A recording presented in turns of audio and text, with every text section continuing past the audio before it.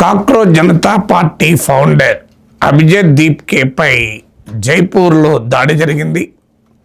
గత కొన్ని రోజులుగా అనేక నగరాల్లో కాక్రోచ్ జనతా పార్టీ మీటింగ్ జరుగుతున్నాయి.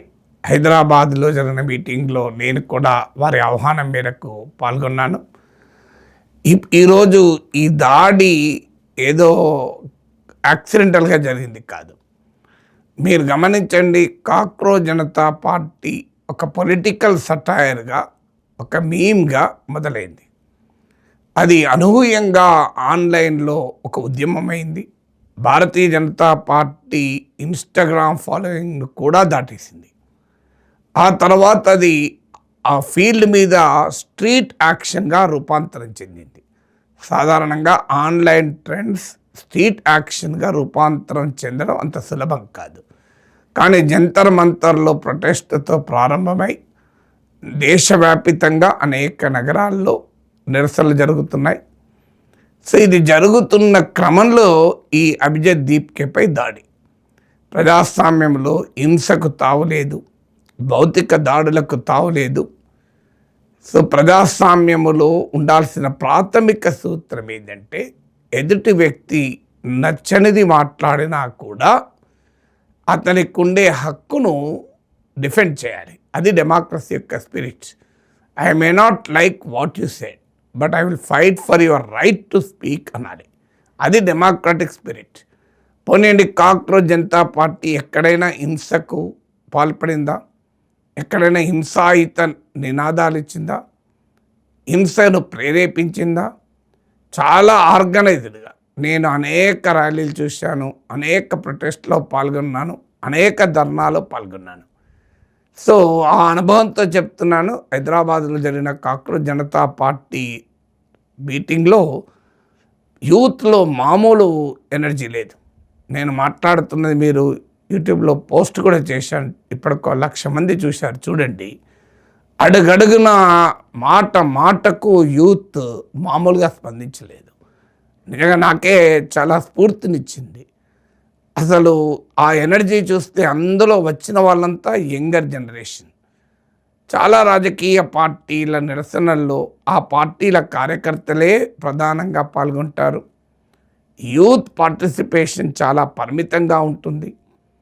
రాజకీయాలకు సంబంధం లేని వారి పార్టిసిపేషన్ ఇంకా పరిమితంగా ఉంటుంది.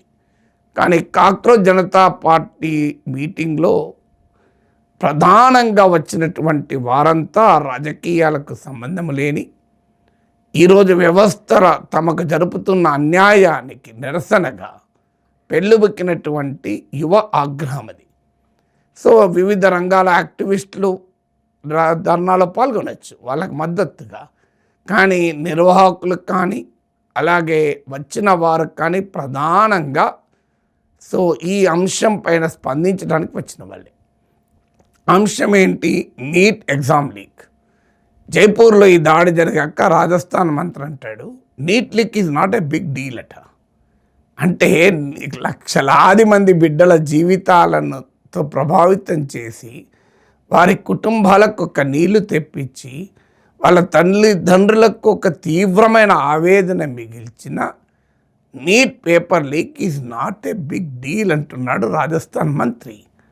అంటే అధికారంలో ఉన్నవారు పేపర్ లీక్ల పట్ల ఏ వైఖరి అనుసరిస్తున్నారు అంటే, మేము ఈ లీక్లను సీరియస్గా తీసుకోము. ఇది 2025లో లీక్ ఆరోపణలు వచ్చాయి, 2026లో లీకే క్యాన్సిల్ అయింది. ఇంకా నెక్స్ట్ ఇయర్ కూడా అదే చేస్తాం కావాలంటే. ఇది నాట్ బిగ్ డీల్, ఏముంది లీక్ అవుతుంది అంటున్నారంటే ఎంత జవాబుదారీతనం లేదు.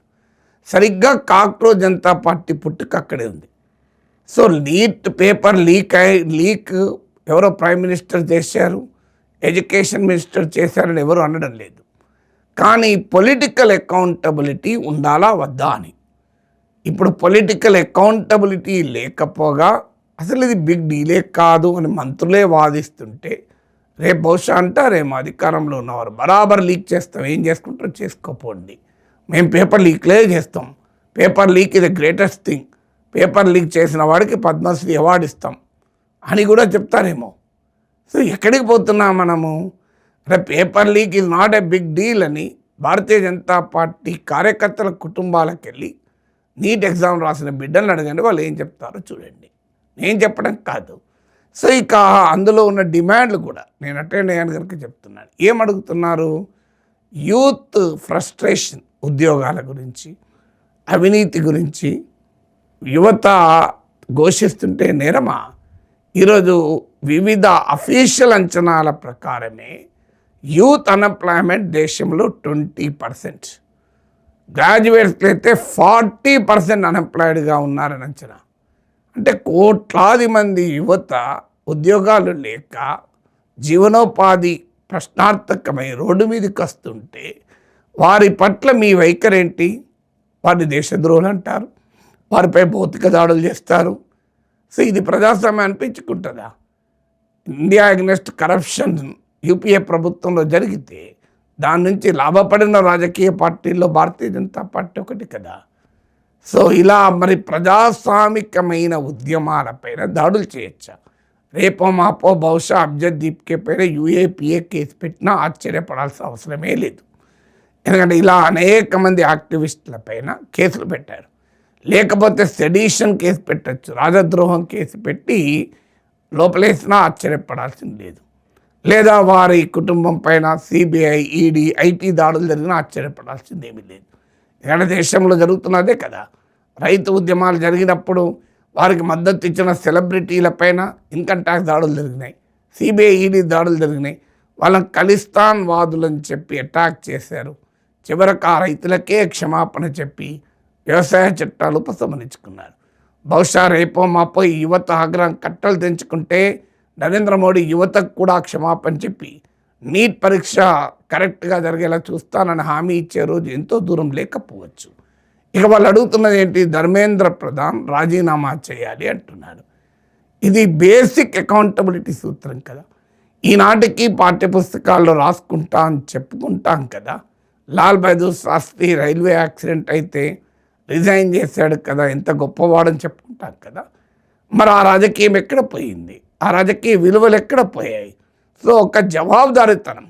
ఎడ్యుకేషన్ మినిస్టర్, నేను అందుకే ఆ కాక్రోచ్ జనతా పార్టీ మీటింగ్లో అన్నాను, ధర్మేంద్ర ప్రధాన్ రిజైన్ చేస్తే సోనం వాంగ్చుక్ ఏం విద్యామంత్రి కాదు, ధర్మేంద్ర ప్రధాన్ రిజైన్ చేస్తే ప్రొఫెసర్ నాగేశ్వరి విద్యామంత్రి కాదు, మరో బీజేపీ నాయకుడే అవుతాడు. కానీ ఎక్కడో ఒక చోట నైతిక బాధ్యత, మారల్ రెస్పాన్సిబిలిటీ, అయ్యో ఇలా జరిగింది అన్న ఆవేదన. ప్రైమ్ మినిస్టర్ యూత్తో పరీక్షపై చర్చ అని జరుపుతూ ఉంటారు ఎగ్జామ్స్ అప్పుడు. మరి నీట్ పర్ చర్చ ఎందుకు ఉండదు? నిజంగానే సిబిఎస్ఈ పర్ చర్చ ప్రైమ్ మినిస్టర్ ఎందుకు చేయడు? మన్ కీ బాత్లో ఎందుకు వినబడదు? నీట్ పరీక్ష paper leak, CBSE paper leak, national university entrance test paper leak, వీటి గురించి ఎందుకు ఉండదు? వీరి ఆవేదన ఎందుకంటే ఎక్కడో మారుమూల ప్రాంతాల్లో జరిగింది కూడా అద్భుతంగా చెప్తారే మన్ కీ బాత్లో ప్రైమ్ మినిస్టర్. మరి నీట్ లీక్ కూడా, నీట్ లీక్లో ఆ బిడ్డల పడ్డ ఆవేదన, ఏళ్ళ తరబడి చదివిన చదువు సమయానికి పరీక్ష పేపర్ లీక్ అయితే వారిలో ఉండేటువంటి ఆవేదన, ఆక్రోశం గురించి ప్రధానమంత్రి మన్ కీ బాత్లో ఎందుకు ఉండదు? ఎందుకు నీట్ పర్ చర్చ, ఛాయ్ పర్ చర్చ పెట్టినప్పుడు నీట్ పైన చర్చ ఎందుకు పెట్టరు? ఎందుకు సిబిఎస్ఈ పరీక్షల పైన చర్చ పెట్టరు? చిన్న చిన్న పిల్లలు కదా నేషనల్ ఛానల్లో వచ్చి సిబిఎస్ఈ ఎగ్జామ్లో ఏమన్యాయం జరిగిందని చెప్తున్నారు, నీట్ ఎగ్జామ్లో ఏమన్యాయం జరిగిందని చెప్తున్నారు. సో వీళ్ళపైన ఆన్లైన్లో ఇప్పటికే భయంకరమైన దాడి. నేను కాక్రోచ్ జనతా పార్టీ మీటింగ్ వెళ్ళి వచ్చాక కామెంట్లు చూసినా, డిస్లైకులు చూసినా అర్థమవుతుంది ఏ మేరకు దాడి జరిగిందో నా పైన కూడా. అంటే మీరు ఏం చేయదలుచుకున్నారు? అంటే ఈ దేశంలో ప్రజాస్వామ్యం ఉండకూడదా? ప్రశ్నించేవాడు ఉండకూడదా? అంటే రైట్ టు క్వశ్చన్ లేదా? సమాజంలో అధికారంలో ఉన్న వారికి అడుగులకు మడుగులొస్తానా? ఇదే భారతీయ జనతా పార్టీ ఎమర్జెన్సీ వ్యతిరేక పోరాటంలో పాల్గొన్నది కదా భారతీయ జనసేన. మరి అప్పుడు ప్రజాస్వామ్య హక్కులు కాలరాస్తుంటే ప్రశ్నించారు కదా. అంటే ఆ రోజు మీరే ప్రశ్నించారు కదా. ఈరోజు మేమెందుకు ప్రశ్నించకూడదు? ప్రభుత్వాలను ప్రశ్నించడం అనేది ప్రజాస్వామ్యంలో నేరమా? సుప్రీంకోర్టు చెప్పింది కదా, dissent is integral to democracy అని. ప్రజాస్వామ్యానికి మూలము ప్రశ్నించే హక్కు అని చెప్పారు కదా. ఫండమెంటల్ రైట్స్ సుప్రీంకోర్టు చెప్పింది. భావ ప్రకటన స్వేచ్ఛ ఒక ప్రాథమిక హక్కు మాత్రమే కాదు, భావ ప్రకటన స్వేచ్ఛే లేకపోతే మిగిలిన ప్రాథమిక హక్కులకు అర్థమే లేదు అని సుప్రీంకోర్టు చెప్పింది. Freedom of expression is not just yet another fundamental right. There is no meaning for other fundamental rights when the freedom of expression is throttled. ఇది సుప్రీంకోర్టు ఇచ్చిన తీర్పు సారాంశం కదా. సో కాంగ్రెస్ జనతా పార్టీ ఏం చేస్తోంది? వాళ్ళ భావ ప్రకటన స్వేచ్ఛను, నిరసన తెలిపే స్వేచ్ఛను చెప్తున్నారు. ఆన్లైన్లో వారిపైన అనేక రకాల దాడులు, వీరి వెనకాల విదేశీ కుట్ర ఉంది, సో విదేశీయులే దీన్ని నడిపిస్తున్నారు అంటూ మొదలుపెట్టారు. సో దానితో ఇక మార్గం లేక ఇప్పుడు ఆఖరికి వారు ఆఫ్లైన్లో కూడా వాళ్ళ ట్విట్టర్ అకౌంట్ ఆపేశారు. వాళ్ళు ఇంకో అకౌంట్తో వచ్చారు. ఇప్పుడు మీటింగ్లు పెట్టుకుంటే భౌతిక దాడులు చేస్తాం. భౌతిక దాడుల సంస్కృతి ఏ ప్రజాస్వామ్య వ్యవస్థ అంగీకరిస్తుంది? ఏ భారతీయ నాగరికత అంగీకరిస్తుంది? భారతదేశ ప్రత్యేకతే ఆర్గ్యుమెంటేటివ్ ఇండియన్ కదా. ఒకసారి అమర్త్య సేన్ రచనలు చదవండి, ది ఆర్గ్యుమెంటేటివ్ ఇండియన్ అనే పుస్తకం. ఒక్కసారి మీరు మాధవాచార్యులు రాసిన సర్వధర్మ సంగ్రహ చదవండి. భారతీయ సమాజములో, భరత భూమిలో అనేక రకాల తాత్విక చింతనల మధ్య వాద ప్రతివాదాలు జరిగాయి కదా. చార్వాక అనే భౌతికవాద సిద్ధాంతాన్ని కూడా మన సాంస్కృతిక తాత్విక వారసత్వంగా చెప్పుకున్నాం కదా. అంటే ప్రశ్నించడం అనేది భారతీయ సమాజం, మహాభారతమే ప్రశ్నతో మొదలవుతుంది. సో అలాంటిది ప్రశ్నిస్తే భౌతిక దాడులు చేస్తాం అనేటువంటి సంస్కృతి ఏమంటారు? ఇవాళ అబ్జద్ దీప్ కేకు రేపు ఏమీ జరిగినా నరేంద్ర మోడీ ప్రభుత్వమే బాధ్యత వహించాలి. మీరు ఆన్లైన్లో భయంకరమైన విద్వేషాన్ని రగిలిస్తే అది మీ చేతులకు కూడా ఉండదు. ఇవాళ పలానా రాజకీయ పార్టీ వాళ్ళు దాడి చేస్తారు, నేనేం ఆరోపించడం లేదు. కానీ విద్వేషాన్ని మీ పరివారంతో మీరు రెచ్చగొడితే ఆ తర్వాత జరిగే పరిణామాలు మీ చేతుల్లో కూడా ఉండవు. బల ప్రయోగానికి, భౌతిక దాడులకు, యూజ్ ఆఫ్ ఫోర్స్కు ఎవరికీ మానొప్పలి ఉండదు. ఎవరిపైనైనా దాడి చేయగలుగుతారు. అది గాంధీ మహాత్ముల్ని చంపలేదా? సో అందువల్ల మనము ఎక్కడికి పోతున్నాం ఒక్కసారి ఆలోచించండి. ఆన్లైన్లో మాట్లాడితే అటాక్ చేస్తాం, ఉద్యమాల్లో నిరసనలో పాల్గొంటే దాడులు చేస్తాం, మీడియాలో మాట్లాడే అవకాశం ఇవ్వం, సోషల్ మీడియాలను నియంత్రిస్తాం, అసలు నిరసన తెలిపే హక్కే లేకుండా చేస్తాం, భావ ప్రకటన స్వేచ్ఛను ఉపయోగిస్తే క్రిమినల్ కేసులు పెడతాం, లేదంటే రకరకాల చట్టాలు ఉపయోగించి లోపలేస్తాం. ఇది ప్రజాస్వామ్యం అనిపించుకుంటుందా? ఇంత పవిత్ర భారతదేశంలో ఈ రకమైన ధోరణులను, నిరంకుశ ధోరణులను అంగీకరించగలమా? ఒక్కసారి ఆలోచించండి.